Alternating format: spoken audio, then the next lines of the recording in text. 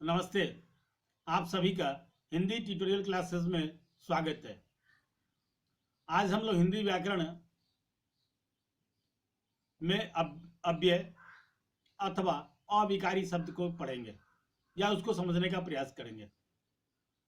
लेकिन इसके पहले अगर अभी तक आपने वीडियो को लाइक नहीं किया तो लाइक करें, शेयर करें, और अगर चैनल को अगर अभी तक सब्सक्राइब नहीं किया तो सब्सक्राइब करें और बेल आइकन जरूर दबाएं ताकि नए वीडियो का नोटिफिकेशन आप सबको मिलता रहे। चलिए अब शुरुआत करते हैं। अव्यय और अविकारी दोनों एक ही तरह के शब्द के दो नाम हैं, एक ही शब्द के दो नाम हैं, एक ही प्रकार के शब्द होते हैं। अर्थात एक शब्द को लोग अलग अलग नामों से जानते हैं। कोई इसे अव्यय तो कोई इसे अविकारी के नाम से संबोधित करता है। अव्यय शब्द का मतलब ही होता है ऐसा शब्द जो किसी व्याकरणिक कारणों से जिसके न तो रूप और न ही उसके अर्थ में कोई व्यय होता हो। अर्थात वे शब्द जो लिंग, वचन, कारक, काल अथवा पुरुष आदि व्याकरण के किसी भी कारणों से कोई विकार ग्रहण नहीं करता हो, उसे ही अविकारी शब्द कहते हैं। जैसे उदाहरण के तौर पर आज, कल, तथा, किंतु, लेकिन, तेज, धीरे, ताकि, यथा आदि शब्दों के नाम लिए जा सकते हैं। अव्यय अथवा अविकारी शब्द के 5 प्रकार होते हैं।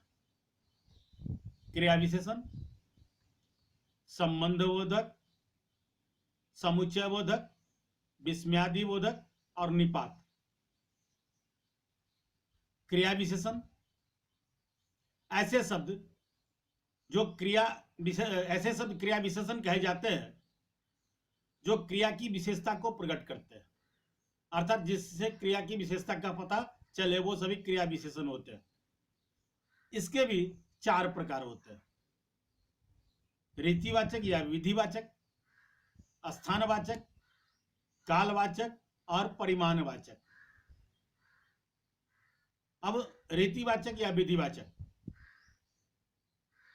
जिस क्रिया विशेषण से क्रिया के होने के तरीकों या उसकी विधियों की विशेषता का पता चलता है उसे रीतिवाचक क्रिया विशेषण कहते हैं। जैसे धीरे, तेज, अचानक, भली भांति आदि इसके उदाहरण हो सकते हैं। इसे अगर वाक्यों में समझने का प्रयास करें तो उदाहरण के तौर पर हम देखें तो गाड़ी तेज चल रही है। इसमें गाड़ी के चलने की क्रिया हो रही है, पर उसके गाड़ी के चलने की जो क्रिया है उसकी विशेषता क्या है, तो वो तेज चल रही है। इस प्रकार तेज शब्द गाड़ी के चलने की क्रिया की विशेषता को बताता है। इस प्रकार के क्रिया विशेषण को रीतिवाचक क्रिया विशेषण कहते हैं। मतलब साफ है कि जो क्रिया के होने की रीति या विधि को से संबंधित विशेषता को बताता है।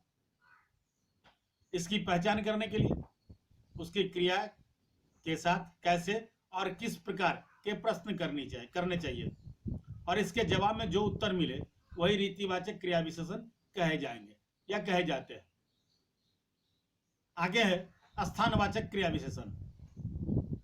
जिस क्रिया विशेषण से क्रिया के होने या घटित होने के स्थान का बोध हो उसे ही स्थानवाचक क्रिया विशेषण कहते हैं। जैसे यहाँ, वहां, ऊपर, नीचे, जहां, बाहर, भीतर आदि। इसे अगर वाक्यों में समझने का प्रयास करें तो एक उदाहरण के तौर पर हम लोग वाक्य लेते हैं कि चिड़िया छत के ऊपर बैठी है। इस वाक्य में चिड़िया के बैठने की क्रिया कहां हो रही है, तो छत के ऊपर। तो जवाब में क्या आ रहा है, छत के ऊपर। तो अतः ही हम कह सकते हैं कि के ऊपर स्थानवाचक क्रिया विशेषण है। इसकी पहचान के लिए क्रिया के संबंध में कहां प्रश्न करना चाहिए और उसके जवाब में जो है वो स्थानवाचक क्रिया विशेषण होगा। इसके आगे कालवाचक क्रिया विशेषण।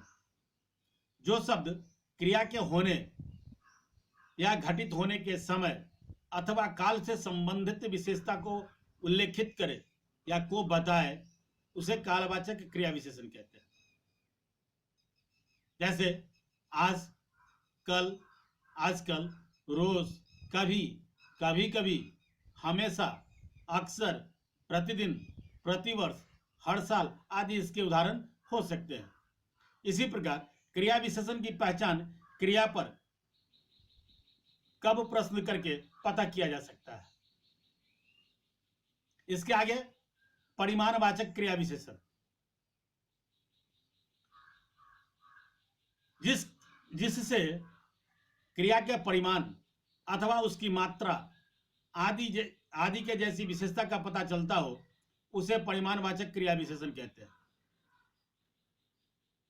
जैसे उदाहरण के तौर पर हम लोग बोल सकते हैं जितना, कितना, इतना, थोड़ा, ज्यादा, अल्प, बहुत, कम, उतना आदि इसके उदाहरण हैं। इसकी पहचान क्रिया में कितना प्रश्न करके पता किया जा सकता है। ये सभी क्रिया विशेषण के भेद थे।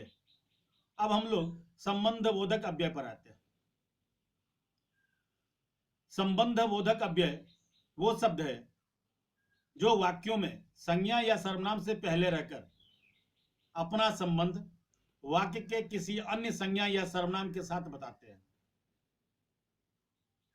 जैसे उदाहरण में कुछ इसके उदाहरण हो सकते हैं, जैसे के सामने, के पहले, की ओर, के निकट, के बिना, के अनुसार, के साथ, के बदले, के विषय में, से तक, ये सभी संबंध बोधक अव्यय के कुछ उदाहरण हैं। इसे अगर वाक्यों में समझने का प्रयास करें तो लड़की की तरफ नजर डालो, नजर डालो, नजर संज्ञाएं इसके पहले की तरफ है और वो नजर का संबंध लड़की से बताता है। यहां की तरफ संबंध बोधक अव्यय है जो नजर का संबंध लड़की से बताता है। आज के इस वीडियो में अभी के लिए बस इतना ही। शेष 3 अव्यय समुच्चय बोधक, विस्मयादि बोधक और निपात के संबंध में हम लोग इसके अगले भाग में पढ़ेंगे या फिर उसको समझने का प्रयास करेंगे। फिलहाल अभी के लिए इतना ही।